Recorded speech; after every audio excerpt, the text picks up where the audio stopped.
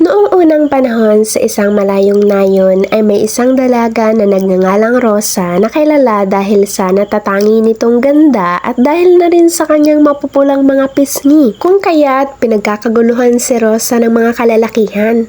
Isang araw, nang dumating ng bahay si Rosa ay nakita niya ang isa sa kanyang manliligaw na si Antonio na kausap ang kanyang mga magulang at humihingi ng pahintulot na manligaw kay Rosa. Kung saan ay masaya naman siyang pinayagan ng mga magulang ni Rosa at dahil na rin sa rason na si Antonio lamang ang lalaking unang umakyat ng ligaw sa kanila.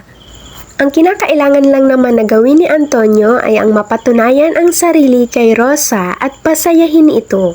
Iyon ang naghimo kay Antonio kaya naman ay pinagsilbihan niya ang pamilya ni Rosa sa pamamagitan ng dote. Lubos namang natuwa ang mga magulang ni Rosa, lalong-lalo na ang dalaga na unti-unting nahuhulog na ang loob sa masugid na binata.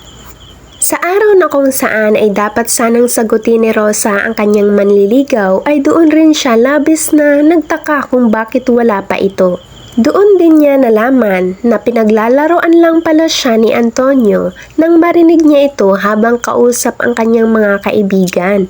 Parang pinagsakloban ng langit at lupa si Rosa sa kanyang narinig. Nadurog ang kanyang puso sa kanyang unang pag-ibig. Hindi tumigil sa pag-iyak si Rosa habang siya ay pabalik sa kanilang bahay.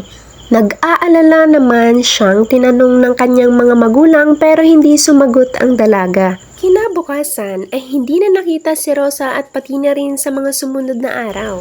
Isang araw ay nabalitaan na may kakaibang halaman na tumubo sa dapat sanang tagpuan ni Rosa at Antonio.